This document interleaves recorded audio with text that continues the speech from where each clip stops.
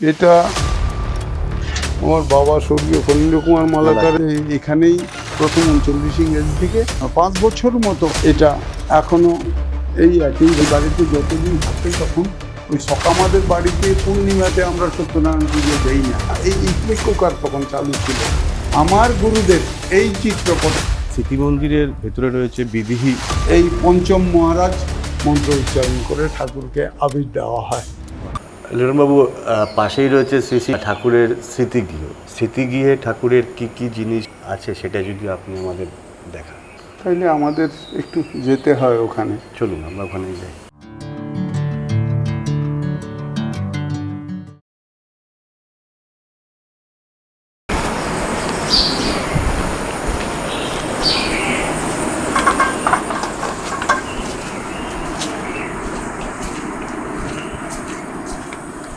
এটা আমার বাবা স্বর্গীয় ফণীন্দ্র কুমার মালাকারের হ্যাঁ। অন্ত্যেষ্টিস্থল। অন্ত্যেষ্টিস্থল। এখানেই নব্য ইংরেজিতে বাৎসরিক দোল উৎসবের সময় শেষ দিন মহোৎসব যেদিন সেই দিন সকাল 8:16 সময় বাবা দেহ রাখলেন। ভরপুর উৎসব চলছে, কীর্তন, সবার মধ্যে একটা অস্থিরতা যে ফণীবাবু এরকম মারা গেলেন, এখানে উৎসবের কি বিঘ্ন হবে কি না।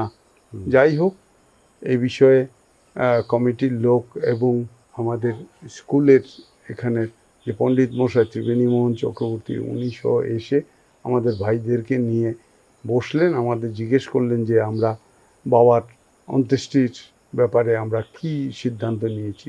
বলছে যে তোমাদের কি সিদ্ধান্ত, কারণ স্বাভাবিক কারণে সেদিনে যদি আমরা অন্ত্যেষ্টিক্রিয়া করতে যাই তাইলে উৎসব চলছে, উৎসবের বিঘ্ন হবে। তো আমরা বললাম যে না, আমাদের কোনো সিদ্ধান্ত নেই, আপনি স্যার আছেন, আপনি শাস্ত্রীয় মতে যেটা বিধান দেবেন আমরা সেটাই করব। তো উনি বলছেন যে শোনো, তোমাদের মধ্যে একটা চিন্তা থাকতে পারে বাসি মরা, এরকম আমরা যেটা বাঙালি সমাজে আমরা ভাবি, যেদিন মারা যায় সেদিনেই দাহ করতে হয়। তো এখানে উৎসব চলছে ঠাকুরের, এই নাম কীর্তন যতটুকু আছে সেখানে বাসি কোনো শব্দ নেই। ঠাকুরের নাম কীর্তন যতটুকু শব্দ যাবে সেখানে সবটাই শুদ্ধ শুশ্র আছে। কাজেই তোমরা তাই ওই সিদ্ধান্ত অনুযায়ী এই স্মৃতিগৃহের এখানে বাবাকে দেহটা রাখা হলো, একটা মশারি দিয়ে ঢেকে রাখা হলো। হাজার হাজার লোক আসছে, এসে কোথায় সূচি অসুচি মরা দেহ এটা না, সবাই হাজার হাজার লোক এসে ছুঁয়ে প্রণাম করছে। এইভাবে সারা রাত্রি গেল, উৎসব শেষ হয়েছে। পরের দিন সকালবেলা নগর কীর্তন শেষ করে যখন ঘুরে এলো তখন এখানে সেই নগর কীর্তনে এই ঘুরে ঘুরে কীর্তন করছে, আর এখানে বাবার অন্ত্যেষ্টিক্রিয়া সম্পন্ন হয়েছে। এরপরে 15 বছর পরে আমার মাও দেহ রক্ষা করলেন, আমার মাকেও এখানেই আমরা করেছি। দুজনেই এখানেই আছে। এখানেই আছে। আমরা ঠাকুরের স্মৃতিগৃহে যাই। দেখাই, এই প্রথমেই এই যে গোলাপ গাছটা যেখানে, এখানে 39 ইংরেজিতে সেকেন্ড গ্রেড ওয়ার যখন চলে তখন আমরা এই বাড়িতে আমরা যাত্রা করে আমরা আসি, এটা ঠাকুরের নির্দেশ মতো। আচ্ছা। তো এখানেই প্রথম 8 চালা ঘরখানা তৈরি হয়। আচ্ছা। এই 8 চালা ঘরে ঠাকুরকে ঠাকুরের আসন প্রতিষ্ঠা করে, এবং পাশের কোঠায় 3টা কোঠা হতো 8 চালা ঘরগুলো টি প্যাটার্নের। তো এখানেই প্রথম 39 ইংরেজি থেকে প্রায় 4-5 বছর মতো এখানে ঠাকুর ছিল।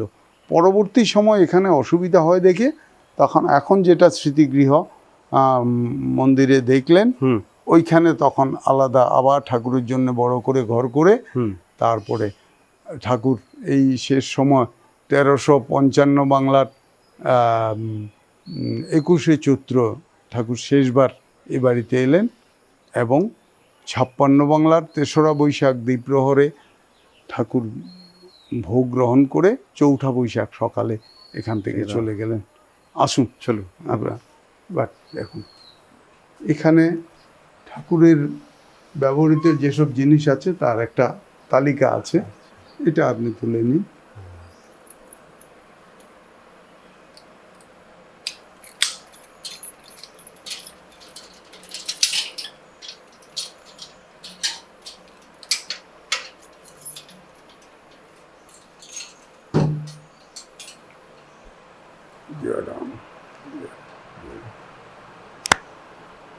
আমি একে একে ঠাকুরের জিনিসগুলো, ব্যবহৃত জিনিসগুলো দেখাচ্ছি, তারপরে কিছু ঘটনা আছে সেটা সম্বন্ধে বলবো। এই যে খাটখানা দেখছেন, এই শ্রী খাট ঠাকুর এই 39 ইংরেজি থেকে এই খাটেই ঠাকুর এই বাড়িতে আসার পরে এই খাটেই শয়ন নিতেন। এটা এখনও এই একইভাবে আছে। আমরা চেষ্টা করি এটাকে পরিচর্যা করে আমরা রাখার জন্য। এই সামনে জলচৌকি দেখছেন, এটা একটা কাচের বক্সের মধ্যে রাখা হয়েছে। এই জলচৌকিটার মধ্যেই ঠাকুর চরণ যুগল রেখে বসতেন এবং যত ভক্ত আসতেন সবাই এই এটার উপরেই প্রণাম করতেন।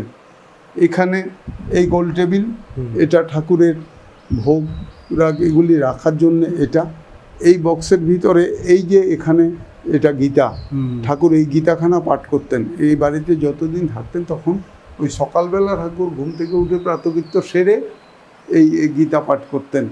তারপরে এখানে এই আলনাটা, এটা ঠাকুরের ব্যবহৃত কাপড় চোপড় রাখার আলনা। ওই পাশে ইজি চেয়ারটা, ওই ইজি চেয়ারের কাপড়টা নেই, ফর্মাটা আছে এটা। তারপরে এই মিসশেপটা ঠাকুরের ব্যবহৃত জিনিসপত্র রাখত। পাশাপাশি আসুন এই চিত্রপট, এই চিত্রপট কিন্তু এই 39-এ ঠাকুর যেদিন যাত্রা করলেন সেদিন থেকেই প্রতিষ্ঠা হয়েছে। এখানে ঠাকুরের খড়গ পাদুকা যুগল আছে। এখানে সত্যপীরের আসন, এটাও কাচের বক্সের ভিতরে আছে। এই পীরের আসন ঠাকুর নিজে হাতে প্রতিষ্ঠা করেছেন এবং প্রতিদিন প্রতি মাসে আমরা সংক্রান্তিতে, আমাদের বাড়িতে পূর্ণিমাতে আমরা সত্যনারায়ণ পুজো দেই না। এটা ঠাকুর থাকতে প্রণয়ন করে গেছেন 12 মাসের 12 সংক্রান্তিতে, বাংলা মাসের শেষ দিন সংক্রান্তি, ওই দিনে এই পীরের আসন ঠাকুরের সামনে চলে আসবে এবং সামনে ঘট স্থাপন করে আরতি কীর্তন ভোগ আরতি এগুলি সব হবে, পাঁচালি এগুলি পাঠ টাট করে সত্যনারায়ণ শেষ করে সবাই প্রসাদ পায়। এই চেয়ারখানা, এটা ঠাকুর বসতেন। এটা ইকমিক কুকার, যে ইকমিক কুকারে ঠাকুরের সিদ্ধভোগ তৈরি করা হতো। তখনকার ব্রিটিশ পিরিয়ডে তো আপনার কোনো এখনকার মতো প্রেশার কুকার পাওয়া যেত না, এই ইকমিক কুকার তখন চালু ছিল। এটার ভিতরে এই জায়গাটা খুলে নিচে পাথুরি কয়লা দিয়ে আগুন জ্বালানো হতো। এরপরে একটা স্ট্যান্ডের উপরে একটা বাটি থাকতো, সেই বাটিতে জল, তার উপরের বাটিতে তলাতে ফুটো ফুটো ফুটো ফুটো থাকতো, এর পরেরটাতেও ফুটো ফুটো থাকতো, তারপরেরটা ঢাকনি, এইরকম দিয়ে এই আনাজগুলো সিদ্ধ ভোগ, এটা এই ভোগটা জেনারেলি আমাদের ভারত বাংলাদেশ কোনো ধামে কোথাও এই সিদ্ধ ভোগটা প্রপারলি করতে পারে না বা করার প্রায় আজকে বছর 10-এর মধ্যে শোনাশুনি এখানে আসে মানুষ, সিদ্ধভোগ ঠাকুরের প্রিয় ভোগ এই সে, এগুলি শুনে শুনে মানুষ যার যেমন নিজেদের মতো করে দেয়। কিন্তু এটা তৈরির যে প্রক্রিয়া সেটা ঠাকুর নিজে বাবাকে শিখিয়ে দিয়ে গেছিল এবং বাবার থেকে আমরা শিখে রাখছি।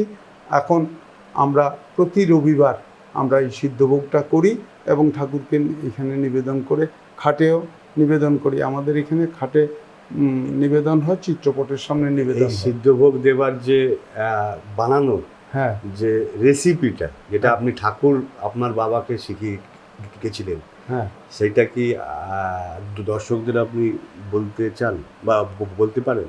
অবশ্যই। এটা আমি তো আমাদের মধ্যে কিছু ধরে রাখার মতো ব্যাপার না, কিছু জানলে আমাদের গুরু ভাইরা ভক্তপ্রাণ লোক যদি ঠাকুরের কিছু নিয়মকানুন মানতে চায় তাহলে মানবে। সেটা হচ্ছে এই সিদ্ধভোগ তৈরির প্রণালীর যা যা প্রথম আনাজগুলো লাগে সেটা হচ্ছে কাঁচা কলা, আনাজি কলা। আনাজি কলাকে একটা কলাকে 2 পিস বা 3 পিস করে এই বাকল সহ থাকবে, আলু বাকল সহ থাকবে, মিষ্টি আলু এটাও থাকবে, তারপরে তিতা করলা থাকবে, পেঁপে থাকবে, একটু কুমড় থাকবে, তারপরে বাতমা যেটা ওলকচু, এটা ঠাকুরের খুব প্রিয় জিনিস ছিল। এই ওলকচুটাকেও পাতলা পাতলা করে কেটে এই সিদ্ধর মধ্যে এখানে বসিয়ে দিয়ে আধা ঘন্টা এটা ফুল স্টিমে যখন হিট হবে ন্যাচারালি এটা সমান তালে সিদ্ধ হয়ে যাবে। এইগুলোকে বার করে এরপরে বাকল টাকলগুলো ছাড়িয়ে উনুনের মধ্যে আলাদা উনুনের মধ্যে কড়াই দিয়ে একটু নারকেল তেল দিয়ে কটা 2টা বা 3টা শুকনো লঙ্কা ভাজতে হবে। শুকনো লঙ্কা ভাজার প্রক্রিয়াটাও এটা জানতে হয়। এটা উপরটা কালো হয়ে গেলেই ভাজা হয় না, ভিতরের দানাগুলো যখন ভালো করে বাদামি রঙের ভাজা হয়ে যায় তখন এটা খুব ভালো একটা ফ্লেভার হয়। তো ঠাকুর এটা বলেছে যে মরিচ এইভাবে ভাজতে হবে। ভাজার পরে এই আনাজগুলো চটকাইয়া হাতা দিয়ে তেলটার মধ্যে নারকেল তেলের মধ্যে দিয়ে দেওয়া হলো, দেওয়ার পরে একটু চিনি দেওয়া হলো, এরপরে নাড়তে নাড়তে লঙ্কাগুলো ভেঙে দিলেন, এটা লেটাইয়া গেল। এই আস্তে আস্তে আস্তে আস্তে কম জালে নাড়তে নাড়তে এটা একদম হালুয়ার মতো হয়ে গেল। তবে প্রাসঙ্গিক বলি, কোনো অবস্থায় এটার মধ্যে নুন দেবেন না, এবং ঠাকুর এটাতে নুন দেওয়ার নিয়ম নীতি করেননি। কিন্তু পিকুলিয়ারিটি হলো এই ভোগ নিবেদন করে প্রসাদ যখন মুখে দেওয়া হবে, আমরা জেনারেলি কোনো কিছুতে নুন ছাড়া যদি কিছু রান্না করে আমরা নুন দেওয়া না কি এরকম, কিন্তু এই প্রসাদ মুখে দিলে একটা অমৃত স্বাদ এবং মালুমে হয় না যে এটা নুন ছাড়া তৈরি হয়েছে, আপনাকে মনে হবে যে আপনি নুন দিয়েই করেছেন। এই হচ্ছে এই সিদ্ধভোগের প্রণালী এখনও চলছে। আর এখন পাশাপাশি এই যে চিত্রপট দেখছেন, এই চিত্রপট সম্বন্ধে বলি, ভারত বাংলাদেশ কোথাও এই একটি চিত্রপট আছে এখানে, যেই পটে 1943 ইংরেজিতে সেকেন্ড গ্রেট ওয়ার তখন শেষ হয়ে যাচ্ছে, এমন টাইমে বাড়িতে বিভিন্ন লোকজন বাড়ি ঘরে যাচ্ছে, আমাদেরও পারিবারিক একটা অনুষ্ঠানে সবাই বাড়িতে যাবে, ঠাকুর তখন এই বাড়িতে, তুই কী করে ইয়ে করবে? তো বাবা বলছে যে ঠিক আছে তোমরা সবাই যাও, আমি ঠাকুরকে নিয়ে আছি এখানে, কারণ নিত্যদিন ভোগ সেবা পূজা হবে, ভক্তরা আসে দর্শন করে, নাম প্রার্থী আসে। তো বলছে এর মধ্যে যেদিন অনুষ্ঠান চলে গেল, এর পরের দিন সকাল 9:30টার দিকে বাবা ঠাকুর ঘরে কাজ করছে, এমন টাইমে বাবা খবর পেয়েছে যে গ্রামে একজন লোক মারা গেছে। বাবার স্বভাবজাত ব্যাপার, ছোটোবেলা থেকে কেউ মারা গেলে শ্মশানে আনকল ফর বাবা যেত, তারপর ওই দিন তো আর যেতে পারবে না, মনে মনে ঠাকুর পাশের কোঠা এই খাটে বসা, তখন ঠাকুর নিজে থেকে বলছেন যে শ্মশানে গেলে পুণ্য হয়, সব দাহে দেওয়া পুণ্যের কাজ। বাবা ঠাকুরের কথাগুলি শুনতেছে আর ঠাকুর কাজ করতেছে। কিছুক্ষণ পরে ঠাকুর আবার কথাটা রিপিট করে, এরপরে বাবা ঠাকুরে গিয়া কইতেছে আপনি যে কন শ্মশানে গেলে পুণ্য হয়, আমি কি করে যাব? এখন আপনারে স্নান টান করাইতে হবে, এদিকে আসনে পূজা পাতি দিতে হবে, এগুলি করতে গেলে তো আমার তো সময় কুলাইব না। না না যাও যাও, শ্মশানে গেলে ওই মুখাগ্নি হইয়া গেলে একটু আম কাষ্ট দিয়া তুমি আয়সা পড়ে। বাবা চিন্তা করলো যে ঠাকুর যখন কইছে, আবার জিজ্ঞেস তাহলে আমি যাবো? বলে হ যাও। বলে দেখেন বাড়িতে কিন্তু কেউ নাই, আপনি একা, আপনি দেখে রাখেন। বলেছে আচ্ছা ঠিক আছে, আমি দেখে রাখুন, তুমি যাও। পাশাপাশি কাছায় শ্মশান, মহাশ্মশান গেছে, শ্মশানে গেলে দেরি হয়, দেরি হইতে হইতে বেশ দেরি হয়ে গেল। বাবা ছটফট করতেছে আসার জন্য। এরপরে মুখাগ্নি হয়েছে, পরে আমকাষ্ট দিয়া নদীতে স্নান করে আইসে, ঘরে ঢুকা ধুতি পড়তেছে, এমন টাইমে ঠাকুর ঘরের থেকে ঘন্টার আওয়াজ, কে যেন পূজা করতেছে, ঘন্টার আওয়াজ। তো এই ঘন্টার আওয়াজ শুনে বাবার ধুতি পড়তে তাড়াতাড়ি ঠাকুর ঘরের দরজার সামনে গেছে, পরে দেখছে যে চিত্রপটের সামনে আসনের মধ্যে ঠাকুর বসে ঘন্টা লেড়ে সমস্ত নিয়ম মেনে আরতি করছে। বাবা তো বুঝতে পারতেছে না এই কি ব্যাপার, ঠাকুর নিজের পটে নিজে পূজা করতেছেন, এই কি ব্যাপার। যাই হোক, পূজা শেষ করে ঠাকুর প্রণাম করে ঠাকুরের মুখ ধোয়া দিয়া ভোগ নিবেদন করলো, এরপরে দরজা বন্ধ করে নমস্কার করে ঠাকুর বেরিয়ে এলো। বাবার ভয়ে আর কিছু জিজ্ঞেস করতে সাহস পায় না যে কী হবে, আমি তো এমনিই দেরি হয়ে গেছে। যাই হোক, কিছুক্ষণ পরে ঠাকুর দরজা খুলল, প্রণাম করে ঠাকুরের মুখ টুক ধোয়া দিল, প্রসাদ এই গোল টেবিলের মধ্যে রাখলো, বললো যে যাও প্রসাদ পাও গিয়া, পূজা শেষ হয়েছে। এরপরে বাবা সারাদিন আর ভয়ে কিছু জিজ্ঞেস করতে পারেনি। রাত্রে যখন ঘুমাতে যাবে তখন ঠাকুরকে বাবা জিজ্ঞেস করতেছে, আমি তো সকালে ভয়ে আপনাদের কিছু জিজ্ঞেস করতে পারিনি, শ্মশানে দেরি হয়ে গেছে, তো আশা দেখি আপনি পূজা করতেছেন, আপনার পটে আপনি কীরকম পূজা করলেন? ঠাকুর হাসে, হাসতে হাসতে কইতেছে, আজকে বহুদিন পরে আমার গুরুদেব এই চিত্রপটে অধিষ্ঠান হয়েছে, আমি তাই গুরু সেবা করার সুযোগ পাইছি, বুঝলা? আমি আমার পটে পূজা করিনি, আমি গুরু সেবা করছি। এই সেই একখানা চিত্রপট আছে, যেটা কোথাও আর ঠাকুর শ্রীহস্তে পূজিত পট নাই, এখনও ঠাকুর রক্ষা করে আছেন। এখানে নিত্য সেবা পূজা আমাদের পরিবারস্থ লোক যারা চলছে। স্মৃতি মন্দিরের ভেতরে রয়েছে বিদেহী মহারাজদের ঘর। আসুন দেখি ওখানে কারা কারা বিদেহী মহারাজরা, তাদের স্মৃতি ছবি রাখা রয়েছে। এটা হচ্ছে মন্দিরের শয়নকক্ষ। আচ্ছা, মন্দিরের শয়নকক্ষ। হ্যাঁ, কারণ ঠাকুর এখানে নিত্য সেবা পূজা হচ্ছে, তাই এই জায়গাতে এই কক্ষটা তৈরি করে এটা ঠাকুরকে এখানে শয়ন দেওয়া হয়। দ্বীপ্রহরেও 12টা থেকে 2টো অবধি ঠাকুর বিশ্রাম করেন। রাত্রিবেলা সত্যনারায়ণ পূজা হয়ে গেলে মন্দিরে, তারপরে তার ঠাকুর শয়নে যান। ভোরে 4টার দিকে ঠাকুর শয্যা ত্যাগ করে ভোগ আরতি, বাল্যভোগের প্রক্রিয়া চলে। এরপর থেকে তো দ্বীপ্রহরে ভোগ, রাত্রে সত্যনারায়ণ পূজা, নিত্য সত্যনারায়ণ পূজা, এগুলি চলছে।